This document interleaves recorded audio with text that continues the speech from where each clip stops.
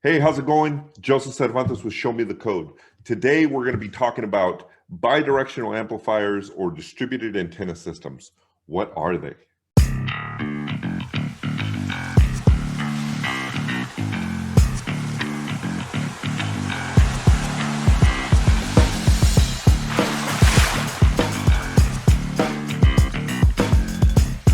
So also known as signal boosters, bidirectional amplifiers or distributed antenna systems, they bring wireless signal from outside of a structure and they amplify the signal and they distribute that signal throughout the structure. So these solutions are really complex. They require proper engineering design.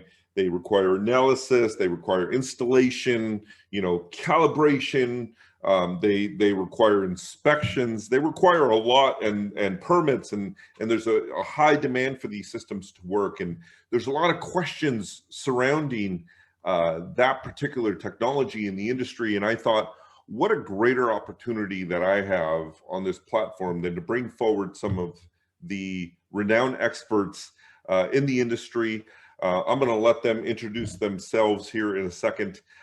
Nathan Hinkle and Greg Glenn. Gentlemen, thank you for joining the conversation today. Sure, no problem. Well, thank you, Joseph. Appreciate the opportunity to speak to you and the others. This is a very important subject to me. I am the telecommunications systems supervisor for the County of Sacramento radio system. I've worked here now for about 11 years and started out as a basic technician. I've worked in the field of radio for both the state of California and for the county now for many years. I've dealt with many BDAs throughout the fields or ERCs systems.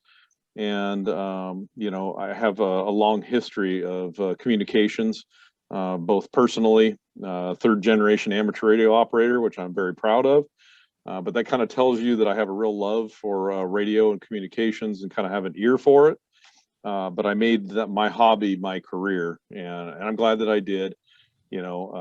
It definitely has its challenges in the professional field of public safety communications, but that's just made me a better communicator in many ways. So I've taken a lot of those skills and passed them forward through the years. And I look forward to speaking with you folks more this morning about this important issue and how the frequency license holder really is the key to success and to protecting your radio systems.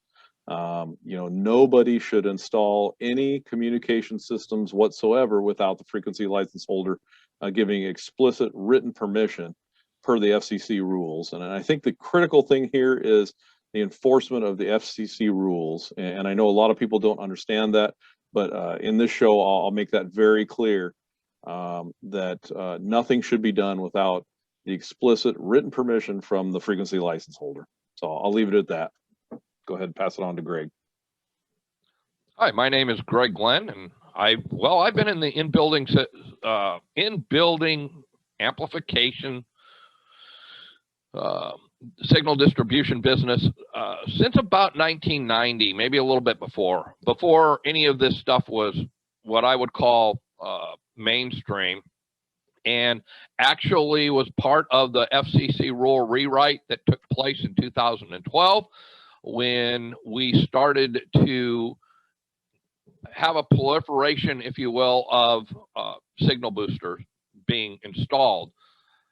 And one of the things, when I started in this business, we never would dream of turning something on without dealing with the licensee. I mean, that was just the way it was.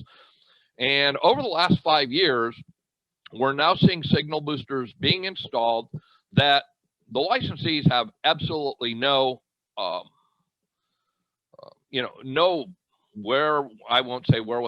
understanding they're even going in, which is completely against the FCC rules. And while the fire code, IFC, for instance, does require that all systems be installed under existing FCC rules and even calls out the rule section, it's not being enforced. And this has caused the FCC to have to write violations. The FCC has actually kind of come back to the industry and said, hey guys, let's have a little bit of symbiosis with the rules here. And it isn't happening. So And one of the things that we're running into is signal boosters being put into service that shouldn't be put into service, signal booster interference, signal booster interaction. Many of these things would be able to be completely eliminated if the FCC rules were being followed, but they are not. So this is a very, very important subject that is coming down the pike. A lot of these licensees, again, are not even aware that this is happening. I specialize in interference detection, and I've been building public safety radio systems. I was with Motorola for some 16 years, and Nate and I go back, way back into the 90s, where we were both working for the same organizations. And this has become a very, very big issue. So help me understand something. Let's start from the ground level, right? What is a licensee or a license holder? Well, are you familiar with the cellular business at all? You're talking to an audience of tens of thousands that may not be. So let's start from there. Well, the license holder. Well, I'll let Nate explain that, because he is a license holder. I am a retired license holder, but Nate is a current license holder, or represents a license. So a frequency license holder is an entity or an individual or a group of people that have applied for specific use and granted use by the FCC of a certain set of frequency ranges or frequencies, specific frequencies, in which a type of modulation has been used for that. And again, in order to get a license or become a license holder, you have to go through the process with the FCC, the Federal Communications Commission, for them to grant that license to you. Now, there's a lot of local committees. APCO is one of the local committees that helps define how licensees in a certain area can use frequencies, and this is passed on to the Federal Communications Commission for final licensing. We're issued a license for a period of time. I don't know if it's 10 years or there's a specific time period in which we have to renew that license after the certain time limit has expired, or usually before that. But it really is a license to use the frequencies per the FCC standards for a period of time. And I've been a license holder for many years as an amateur radio operator, and I have to renew that license every few years. But in this case, we're talking about a certain set of frequencies and a specified modulation scheme, power output levels, sites. It just defines a set of criteria, just the same as I'm sure you have in fire suppression systems. I'm sure there's certain rules and regulations that apply to that, and it varies by state and maybe even cities or counties. But again, it's a certain set of rules that are specified by the Federal Communications Commission as to how we can use those frequencies that public safety is deemed to use as an end subscriber. Okay, so now when we're talking bidirectional amplifier systems or distributed antenna, how does that system interface with your license? So it becomes an actual part of our system. So when you install a bidirectional amplifier or an ERC system, anytime you amplify a signal coming in and out of a building with a BDA, it becomes part of our macro system. So there's the larger radio communication system, and then there's certain parts that get added to this. Now the BDAs, or the signal boosters, as they're commonly referred to in documentation, become an integral part of that system. Now, I normally would never allow anybody to work on my Motorola system unless it's a Motorola specified service provider with specific training and knowledge of how that particularly works. But yet we're seeing AHJs stating, oh yeah, just put a signal booster in over here and put one in over here and add one down the street. We need coverage in this building. And the licensee is not being contacted about this. And so we're running into problems. Significant problems with the radio system. Public safety radio systems are literally crashing, going off the air hours or even a week at a time. Surrounding counties here, we've had all kinds of horror stories. I fortunately have not experienced the entire system going down, but I've lost many of my channels. I've had interference on my channels. I've had areas where police officers and firemen can't even talk because there's multiple BDAs installed in buildings across the street from each other. Now, as the expert here on how RF works and how this equipment needs to be installed, I think it's probably smart that you reach out to me first and say, hey, what do we need to do to enhance coverage in this building? And on a greater level, what do we need to do to enhance coverage outside of the building? Because that's what I'm all about, is indoors and outdoors. I want to make sure that you have coverage in both those locations. But if you don't let me know what you're trying to do, you can ruin a radio system very quickly.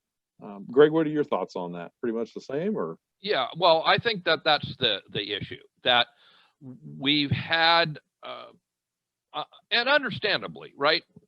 We want to protect our public safety operators, police, fire, EMS, in every area that we work. But the mentality that we can solve this problem by just installing signal boosters, first of all, when we look at a coverage problem, coverage is an ecosystem. It's not, oh, this building doesn't have coverage, therefore we throw a device in here.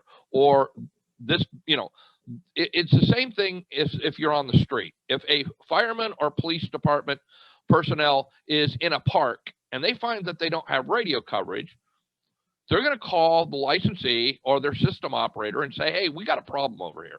And the system operator is going to say, oh, well, we're going to need to add another site. So we're going to have to budget for that. We're going to have to license for it, or whatever the process is. And there is a process. That's the problem. There is a very distinct process. Now, the FCC has given license holders, and only license holders, the ability to use these devices that we call signal boosters at their discretion, as long as they're within their coverage contour. Now, coverage contour doesn't mean that I go outside and I can keep my radio outside, and I go inside, I don't have coverage. That is an acceptable building to put in a signal booster. There are lots of other criteria that have to come into play. And that's where the licensee needs to be involved. First of all, the first set of rules say that, is this building actually within my coverage contour, or does it fall into what's called the interference contour? If it's within the interference contour, as a licensee or anybody else, I do not have the authority under the FCC rules to use a signal booster as a mitigating device to provide coverage in that building. But even more importantly, let's assume that you are within the coverage contour. If I put a signal booster, well, for instance, and we've had this happen. We have a new mall that gets built, or large shopping facility, and you end up with a Costco, and you end up with a Home Depot, and you end up with a Dick's Sporting Goods. Well, the Costco, they check the Costco, it doesn't have coverage. So they throw in a signal booster. 6 months later, the Home Depot goes in 900 foot away from the Costco. Now, from a practical perspective, one would think that if the Costco didn't have coverage, the Home Depot isn't going to have coverage either, which in most cases is correct. So they throw in a signal booster in Costco, and now one in the Home Depot that's 900 foot away. And then let's add another building and put it in between, and now you've got a new building, say in this case, it's Dick's Sporting Goods, and it doesn't have coverage either. Now, the first thing that should have happened is that the signal booster that went into the first building, well, I think overall, the first thing that should have happened is the licensee should have been notified that this was going on, and the licensee should have said, well, gee, what are you going to be doing out here? Oh, well, we're going to be building this big mall, and we're going to be putting in all these office buildings, and the licensee then has to make a decision. Okay, we need to expand our system. For instance, maybe it's not even in contour, but assuming it is in contour, we need to expand our system to provide better coverage in that area. But what's happening is people are throwing in signal boosters, and these are causing interference problems because now these signal boosters interact with each other. And so what happens is there's now, say, an incident in a parking lot, and a mobile drives into that parking lot, keys up his radio, and all three of those boosters end up generating signal and creating interference problems to the network during these periods of time. So you have a big overlap, it sounds like, where you Right. normally had the interference zone that would separate those booster signals from one another. They wouldn't really interfere with each other. Now you have multiple signal interferences because you're overlapping that coverage. That's Right. correct. Okay. And without somebody directing traffic, right? Without somebody having knowledge that, oh, there's one in Costco and there's one in Home Depot and there's one in Dick's Sporting Goods, even as the best engineer in the world, if you call me and say, I'd like you to install a signal booster in this building, if I don't know what's going around in the environment around me, I'm just flipping a coin and I'm not going to cause a problem to the system. So who has the authority or who has the access level to know who these frequency license holders are? Is there some list or a website that has the information on where to find these individuals when it's in a certain area with a certain boundary? Like, are those boundary lines laid out? Those I forgot what the zone names were that you called Contours. Contours, right? Contours. So the FCC database, it's fcc.gov, is searchable by anybody. You can go online and you can type in a frequency, you can type in an area, a call sign. There's a variety of things that you can type in and do a search on. And you generally would have to know the frequencies, and you would have to know the area that you want to put this in, but that'll give you the name of the licensee, who holds the license in your area. In my area in Sacramento County and the city of Sacramento hold a variety of licenses, and this is all readily available on the FCC website. You can look it up. A lot of people even use radio reference, radioreference.org. It wasn't the best source, but believe it or not, they're pretty accurate. They're pretty accurate. So that's one of the easier references. But here's the thing. It's the responsibility of the licensee to make sure that he informs, or she informs, the fire marshals and those AHJs, the authorities having jurisdiction. And that's the way the code's written. If you look in IFC or NFPA, it's the AHJ and they reference fire marshals. But in that code, you almost never see anything that says the frequency license holder. And so that needs to be turned around. That code needs to say, instead of saying the fire marshal or the AHJ, it needs to say, contact your frequency license holder first, so that you can work with the AHJ and make sure that when you put these devices in, that those are sanctioned and you have written authorization to do that. And I say that is the key right there. The FCC specifically says written authorization. And I can tell you right now that most of the time that does not occur in our county. That's changing, and that's going to change for a lot of frequency license holders in a lot of areas, because we're all experiencing the same problems. Again, this type of authority was put onto the backs of the fire marshals and the AHJs. And many of them are saying, well, wait a minute, I don't know anything about this, and rightfully so. So this needs to be turned around and pointed toward the frequency license holders, because the firemen are specifically trained on putting out fires, putting in systems that would suppress fires, looking at electrical and all this kind of stuff, but they have very little knowledge about what it takes to put in some of these systems. And you have to come back to the frequency license holder. Well, we can help you. What I'll say on that is, Sure. I think a lot of people actually have a misunderstanding of AHJ, to be honest. Sure. Because an AHJ is there to verify that you've installed it according to the documents that were approved, and to ensure that it operates according to the manufacturer's instructions or the underwriter's lab testing criteria, which is what the testing standards are, NFPA and all those, right? Those are the installation standards that tell us how to get there. The owner of the building is ultimately responsible to ensure that his system or systems are of equivalency to the minimums of what the code prescription is. So if there is development that's happening, what it sounds like is that there's a marker that's missing, there's a milestone that's missing, that when a development is being built or development is being dreamed up, and we go in and we try to secure permits, and we understand that this facility is going to be this sort of construction and it's going to be this sort of square footage, and that there should be some checkbox that says contact the frequency license holder in this area before permits issued. Correct. Now, we're not asking for anything that's out of the ordinary, but understand that there's additional costs that I'm sure people are going to take into account with that, and they're going to ask the question, well, is this something that I have to do now? But it sounds like, Nathan, that we're trying to build systems that are keeping these individuals safe and gives them good radio coverage, but we're actually hurting them in the process. That's right. That's the key. You're actually hurting the radio system than helping it, and you don't realize it. How would you know that? I mean, you wouldn't know that, and until you find out, hey, I can't key up my radio. I'm on a call. What's going on? And the frequency license holder is going to say, well, I don't know. Nobody's ever told me there's interference out there, or an issue. And they go out there and they start tracking down the interference with specialized equipment. And lo and behold, you got a BDA over here. You got a BDA a quarter mile down the road. And had I known, that this subdivision was going to go in, I may have been able to get funding, or I may have been able to come up with a creative solution that doesn't involve a BDA. Right. You can do passive antenna systems that don't require any amplification.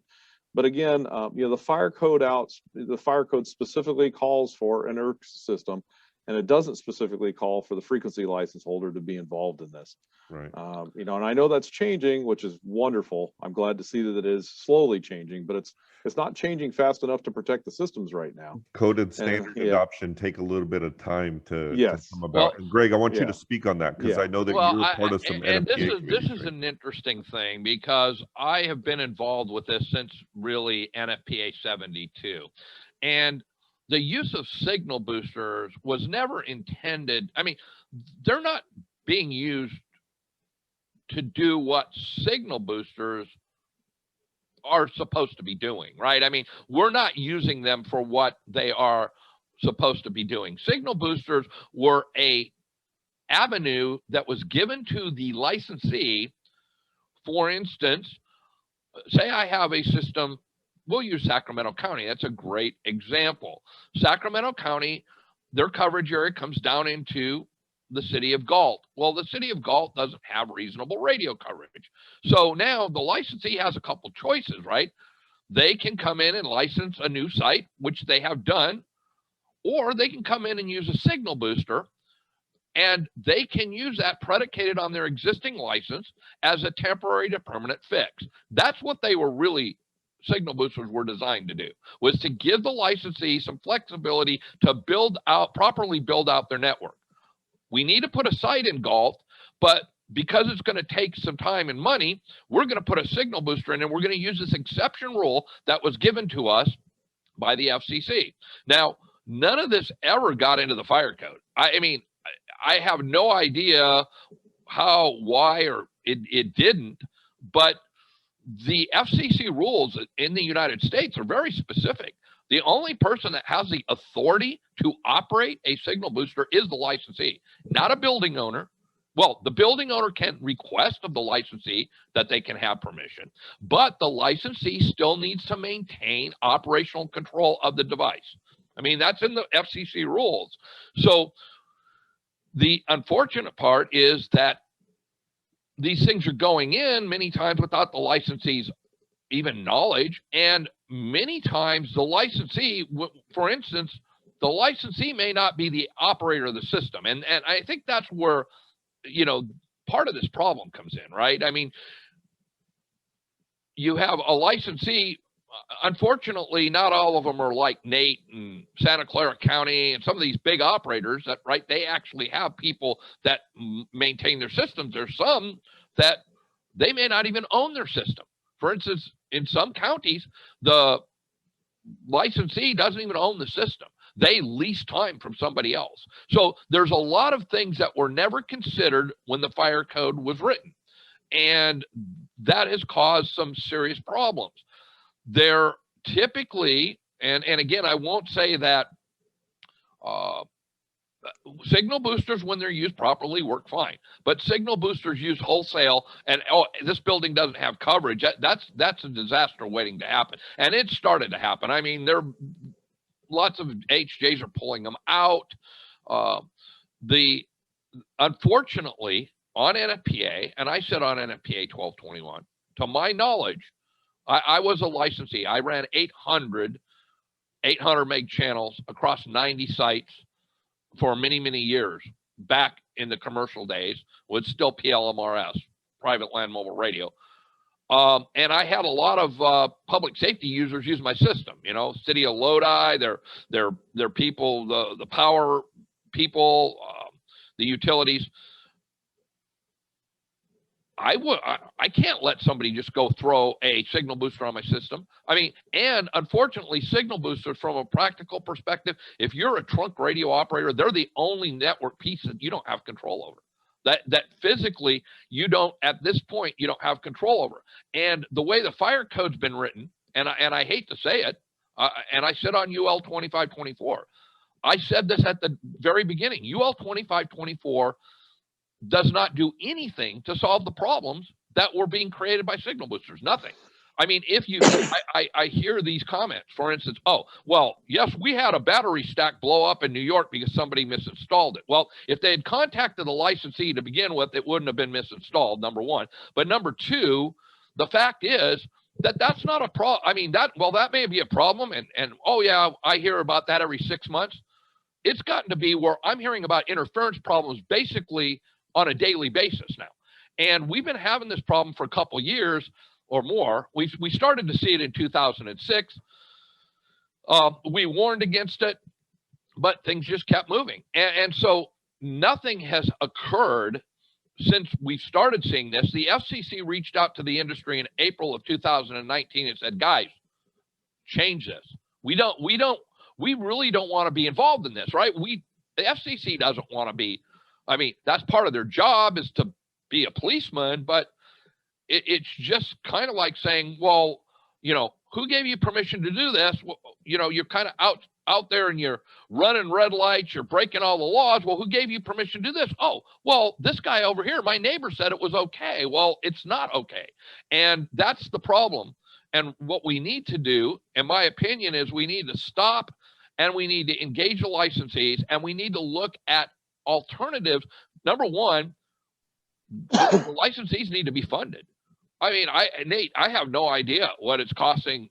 I mean, I've heard numbers in the $100,000 a year to $250,000 a year. It's costing licensees to just troubleshoot interference problems that are directly related to these boosters being put in. So you're saying that these construction sites, these buildings are being raised, and the license holder has to go out and troubleshoot his system because of that install. That's correct. And how is that handled? How is that financially handled? We absorb it. Right now, we don't have a choice. We have no funding mechanism, such as police and fire. Typically, when population increases, there's a certain amount of funding that is allocated for fire stations in new subdivisions, police stations, dispatch consoles, that kind of stuff. But our department has no means of funding this. And so unfortunately, in the last year and a half, we've become particularly involved in this, writing policy and, being directly involved in this now. My technicians are extremely busy. I mean, we literally, we keep so busy that, sometimes things have to go by the wayside, such as normal maintenance. And that's something that, we have to maintain our system. That's the priority. And if we're out trying to troubleshoot a BDA that's having a problem or causing an issue on our system, then that's a life-threatening issue. We have to make sure we address that first. But there is no way to recover any funds in our county at this time. Wow, that's pretty dramatic. When you think about it, it's a real problem. Full-time technical job to go out there and fix and service these systems. We're busy to begin with, but then when you get a call that says, hey, I can't talk over here. We had a fire and 4 or 5 of us couldn't talk. We had to move away from the area before we could talk. It's like, oh my gosh, we have a problem here. And sometimes it turns out to be a cellular interference issue. Sometimes it turns out to be a BDA issue. It could be a whole variety of things, but we don't get any additional funding for this. And unfortunately, many times it comes down to, well, Mr. Building Owner, we're unplugging the BDA. And that's a real problem because fire and police can't talk in here anymore. It gets very expensive for the building owner. It really isn't fair to them. You know, we're trying to make sure that we provide the best communication system that we have. But again, I currently have 7 technicians right now for our system. You know, we have a system, we have 13 different sites, about 18,000 different users from the federal users, Federal Bureau of Alcohol and Tobacco, on down to the local level. And 18,000 people use our system every day. That's in police and fire, everybody here locally. These guys are extremely busy. I mean, just trying to maintain the system alone, programming radios, a variety of other things, you know, and to add this on top of it without any additional funding, I can't even afford to hire anybody. It's become a real issue for us, and we're trying to find a way that we can actually have this legislated so that we can get funding, but it's a long process, and it doesn't happen overnight here. Yeah. So yeah, I mean, although police and fire are covered in legislation, as you increase population and you build out subdivisions, they add fire stations so that you can have the 5-minute response time, that kind of thing. We see no increase in our funding for this. So we can, there's a simple solution, right? We can avert the thousands and thousands and thousands of dollars in additional costs that you're absorbing, the cost of the companies that are installing these or servicing and maintaining them, the cost of the authorities going out there and failing inspections and coming back Correct. again, or the life safety issue that comes into play when the system fails. Right. And it's going to take the contractors or the fire marshal or the building official, whoever is reviewing and designing and approving these systems, to pick up the telephone or do a Google search for the local license holder, right, and make contact with that individual to say, I am going to be looking at installing a distributed antenna system in this building at this location.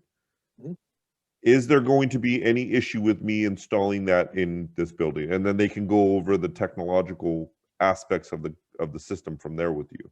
Sure. And again, you know, signal boosters are really the last potential solution that I like to see installed in a building. Because again, as Greg mentioned earlier, this was kind of a temporary solution to give the licensees time to build out their system with appropriate funding. And sometimes it takes years. And so this has been a fixed, temporary, permanent solution that we've seen put in place, and we have no knowledge of it. It's just going in place. So take the time, make the phone call, make the email, whatever you have to do, reach out to your licensee. And if the licensee isn't the person that you need to talk to, they need to have a representative for the licensee that can make those decisions.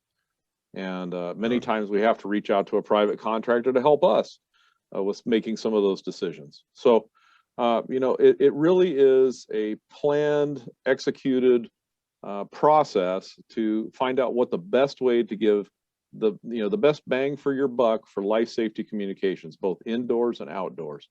So get us involved in the start, and you'll have a lot less problems on the back end in the future. You know, the last thing we want to see is radio systems crashing. And I'll tell you, you know, in the last few years, many radio systems have crashed. And when they crash, that's all of your public safety. That's everybody. They cannot communicate. I mean, there are some backup plans, but the backup plans are not sufficient. 911, any it's special not, systems going. We're talking about right, local, you know, local patrols that are out there on traffic stops. That's right. Everybody. Paramedic, firefighters. It all slows down to almost a halt when the radio system disappears and when it dies. Greg, how frequently does that happen in the U.S., do you think, on average? Well, I mean, what typically happens in the U.S., what's happening is that signal boosters get put in place. And we see this in the Bay Area. Well, the one I described with the Home Depot, and I described that process took 6 years to happen. But the interference problem had been going on for 3 years in that. And of course, you know, officers go out there and then they, oh, this is just a bad area. Well, then you start looking historically back and you go, wow, we never had a problem out there before. And then, of course, when we had the uprisings that happened back in March of last year, there was an incident and they found that they couldn't talk. The Wow. system was just not usable. So in that particular area. So these are designed and engineered solutions that need to be engineered by the engineers that take care of the radio systems. I mean, whether it be Nate himself doing it within his group or somebody he hires to do that, but to arbitrarily, and this is the problem with the fire code. If you look at the fire code, the way it's being enforced, right, is I step into a building, I don't have coverage, I step outside, my radio works, therefore a signal booster needs to go in. And if you read the fire code, they have written the fire code in such a fashion that really, at the end of the day, and there's going to be people that argue with me, so I'm going to say the way it's being enforced, as I've said to APCO and others, is that you have one solution, it's a signal booster, and you put the signal booster in.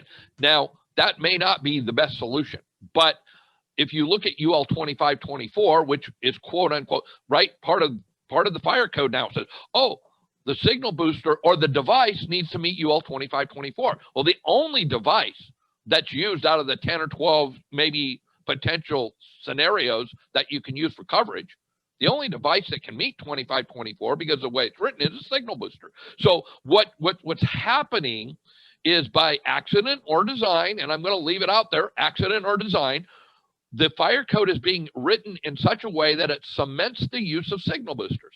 And signal boosters, again, I don't want people to accuse me of saying that they're bad. What I'm saying is that when they're used properly, they're fine, but they probably are not a licensee's first preference if they don't have coverage. They are not being used in accordance with the rules that accompany them. I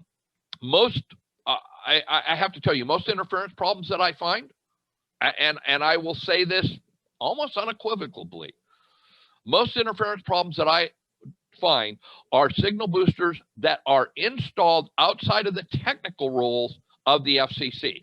So you get the manufacturer saying, well, our equipment is certified, therefore it's fine. Well, just because your equipment's certified, I can build a radio and I can have it certified under 50 watts of power and I can sell it to Nate. If he's not licensed to use 50 watts of power, it's his responsibility to make sure that the radio is used properly. It's the same thing with the signal booster situation. You've got people who are making decisions about these boosters and making decisions who have absolutely no idea what they don't know anything about RF. And they go, well, it's the installation community that's responsible for this. No, it's not. If you're going to adopt in fire code to use a regulated device that's regulated by the federal authorities, just kind of like giving out opioids, you better make darn sure that the person who's running that operation is enforcing all of the rules. And that's the problem, is that the rules are being picked and choose what will be enforced. Oh, in fact, I hate to say this, I have had a fire code official twice now tell me they don't have to follow the FCC rules. And how, as an engineer for 40 years who's been dealing with compliance issues with the FCC and broadcast and other things for many, many years, I've worked with the FCC often. When I have somebody tell me to my face, oh, well, we don't have to follow the rules, we have a fire code. Well, now what you're saying is you're using the fire code to preempt rules that have been placed for 30 or 40 years on the use of these devices. Well, no, you can't really do that. And it's not really a political issue. I mean, it's become a political issue, but it's not really about politics. I want my first responders, where I live in Sacramento County, I want them to have the best coverage they could possibly have. Because if I'm in a mall or I'm in a hospital or something and I need those people to be able to use their radios, I want them to work. But this mentality that we have created, that if a building doesn't have coverage, we treat the building is crazy. I mean, if that needs to be left to the licensee. We have to come up with a more eco-friendly system where, oh, we don't have coverage in this building. That's part of a larger picture. That's not that building, right? You don't go and build a new building, and if your sewer system doesn't have capacity, you don't go put your building on there and drop more sewage into the system to make it worse. Or, if you don't have the electrical utility, you build the electrical utility to support it, right? Greg, And it sounds none of like this is being done. what's happening right now is we're just throwing poo on in that system without the capacity, or without the gate valve, which it sounds like we're gonna drill back into that. The frequency license holder is that gate valve. They are the person that's going to ensure that, okay, you're installing the technology, but that the technology is going to work. And if the technology works in the application, then I can give you the blessing to move forward. If it doesn't, then we need to find another solution so that you have your protection, right? And so it's the engagement again of the membership, the individuals that are installing this, the engineers that are putting it into their design, the NFPA code cycles, or the standard cycles, or even the fire code cycles, which are every 3 years, or dependent on how urgent the issue is. There's actually a process that we can go through today to get the ICC to look at something, to start moving this through if it's that prevalent of an issue, right? I mean, it takes a heavy lift, but I know that they do look at issues like this. If it's creating a public safety issue, it fights against everything that we do. And if there's enough documented evidence that these problems are happening and they're prevalent, I think that there's more than enough grounds to stand on. And I can't tell you how thankful I am for you two joining me on this conversation to help the people that I'm connected with, which are general contractors, development engineers, fire alarm contractors and installers, even in the Automatic Fire Alarm Association that I'm involved in, where I'm the secretary of the board, with access to those members and those installing companies, that they need to hear this information because it's critical to them. It's their everyday business. It's what they build their livelihoods on. And I know them, they're great individuals. They're not trying to hurt the process at all, but not understanding what the intricacies are that we're dealing with here. And Right. it's as simple as just reaching out to the frequency license holder, I think will help to solve that. So we have to educate that. In expedience of time, just want to ask you if there was some parting information that both of you can offer to that industry, to those individuals, what would it be? To the industry as a whole. Industry as a whole. I'm going to throw this out. I have people who, because I get misquoted all the time, I want to make it very clear. I don't care who installs these pieces of equipment as long as they're qualified. And like I said, there's very few people that are savvy, right? I mean, we're getting less and less and less people out there doing that. And that's been driven by many, many different things. All I would ask is that the licensee be involved, and that the systems be installed. And again, it goes back to the fire code. I have a real problem with what they've done, and maybe it's been driven by industry. In 2006, in 2006, I left. Well, I didn't leave. I was in the in-building industry, but I was working with a guy named Jack Daniels, who was probably one of the pioneers that got the BDA business started. And I used to do all of their warranty work. Jack has passed away, and I hear things attributed to him that I don't believe that he would say. But the bottom line is, we knew then in 2006 that you can't put a donor-fed signal booster on every building. So I actually started a company that built a fiber distribution piece of equipment, one of the first ones that was readily available on the market, and it took off. They made lots of money. I've retired from that now. However, the fire code is trying, the unfortunate part is the fire code's trying to put this in a little box and say, check the box. And that's really, really dangerous, number one. because they don't understand what they're dealing with. They're not, when you put a signal booster in, you're not dealing with just the building that you're putting it in. And it's just not a box to check. I mean, it needs to be thought of more as, like Nate said, we're going to build a new neighborhood. We're going to put in a new fire station. Well, why are we going to put in a new fire station? Well, and what are the things what are the things that we're going to look at before we decide where it's going to be located, how many people it's going to hold, how many trucks it's going to have, all of the things that you need for a police substation or fire substation. The radio system is still part of that infrastructure. It's not this mentality that it's a new building and it's the building owner's problem.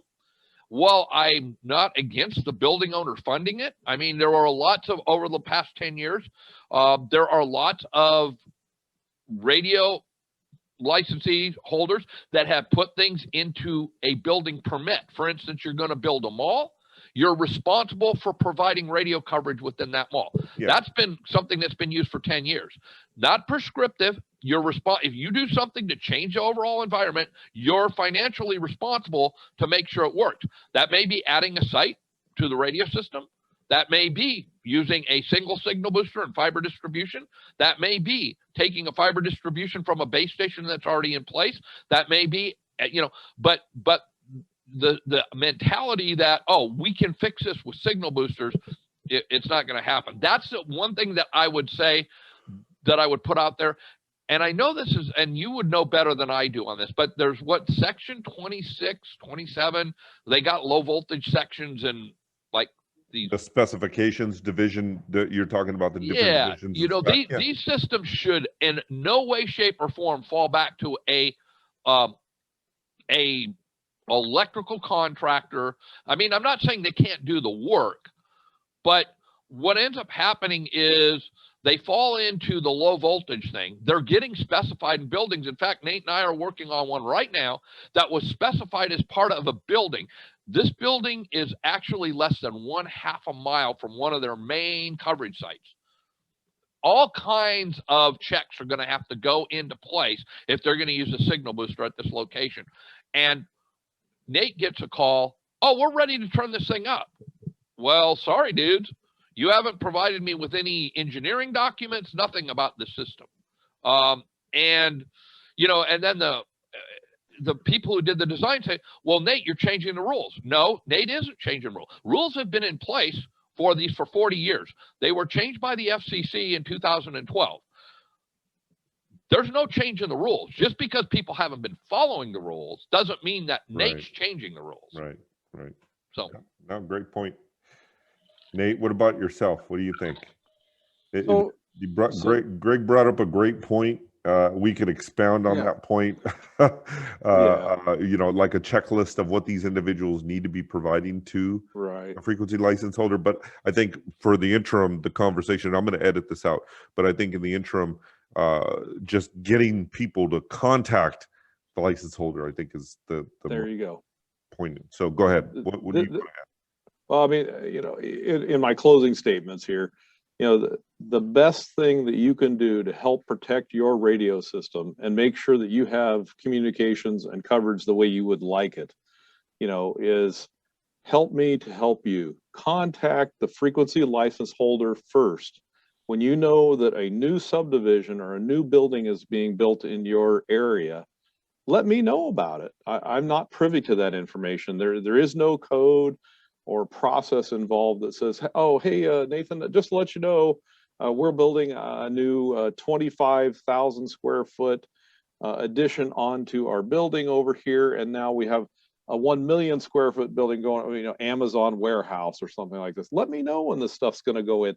We project this is going to go in 3 years. And I might say, well, gee, let's talk about doing a radio enhancement out here. How are we going to fund this? How are we going to make sure that I can help you? But if you don't let the frequency license holder know that you're putting in an ARC system beforehand, you are not unintentionally or intentionally, probably not intentionally, but unintentionally damaging the radio system that you have today.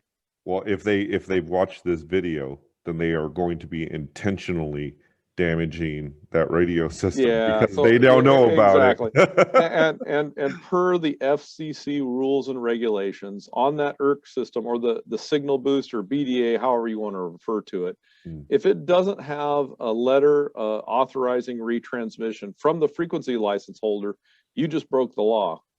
And that's finable. I mean, the FCC now is fining people for doing this, and you can't ignore the use of those frequencies, and that is the authority of the frequency license holder to determine who uses those frequencies and how they get used. Wow. And so just include me in the first part of the conversation, and I'm going to help you to protect your radio system. You're going to get a better end product. In the end, you're going to have a radio system that works.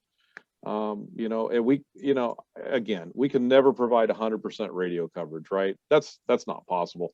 Cellular companies can't do it. Radio, public safety communications can't do it. We strive to produce that. We do the best that we can given the funding that we have, the frequencies we have to work with, and the equipment. So, just include me in the first part of the discussion. Before the permit's issued, contact the frequency. Do you even need a signal booster in this building? Those standards change every couple of years. In 2016 ISC, it was a signal level, basically in decibels. It was measured. Now it's about delivered audio quality on the P25 system. What does it sound like? Does it really work on the hip of the officer or the fireman? We actually do testing with the radios that we're going to use in the system. So yeah, just give me a call, give me an email, let me know. Include me in the conversation. You'll be glad you did. I believe so. And I think that people are going to be very glad that they're going to see this episode. I'm glad because I now understand a heck of a lot more. And it really does. And it's one of those things, Greg and Nathan, that I can't tell you enough. Please, the industry needs educators. I know that that's not your full-time profession. You've got other things that you do. It's becoming mine. I'll tell you, it's taken a lot of mine. Well, no, I understand. And if there are other individuals out there that watch this, that are educators, I do have an opportunity for you with my association where we're actually looking for individuals that want to offer that education. And we'll be the source for that information to be able to provide that to them. I think it's just critical that we put the right people with the right people, right? And that's my job here, is to bring the right people to the people, and help them to understand what they need to understand. And I hope to touch a lot of individuals with this video. I hope that you guys feel that your efforts aren't in vain. You have a proponent in me now that I understand more about this, because I personally, my organization is involved in this technology. And so it's one of those things where we want to understand, those nuances and some of the things that could potentially cause havoc on an existing system that's out there, or an existing infrastructure that's out there, which isn't the intent. And it does cause havoc every day. This happens all around our nation. I mean, not just here in my area of Sacramento. We're talking Washington, D.C., the Bay Area. I mean, big cities are dealing with this every day, and it's a serious issue. We can't have our systems fail. We talk about it with fire protection systems. It has to work right the first time. The same thing with our emergency responder radio systems. They've got to work right the first time. That's right. Absolutely. Thank you guys for coming on and getting into this conversation. Thank you. Yeah, appreciate it. Yeah. How do I get a copy of this that I can put up on YouTube? I will be in touch with you. You'll get it from me. Okay, excellent. Well, hey, we're looking forward to it. I love what you're doing. Thank you. Please help us get the word out. You got it. You have my commitment to do that. Thank you very much, gentlemen. Thank you. All right. Appreciate your help. Yeah, for sure. Wow. That was a lot. That was a lot to consume. That was a lot to learn, a lot to understand. Great information. I think there's still, it opens up a lot more questions about how we need to approach the technology and how we're developing technology around the existing infrastructure that we have, right? And is that infrastructure capable of managing the deployment of a system like this, or are we potentially putting our first responders in jeopardy? Wow, what a great conversation. I hope you guys enjoyed. Let me know if you have any additional ideas of topics that you'd like to see covered on Show Me the Code, and I'll be more than happy to find the expert to help explain it. Have a great one. Take care.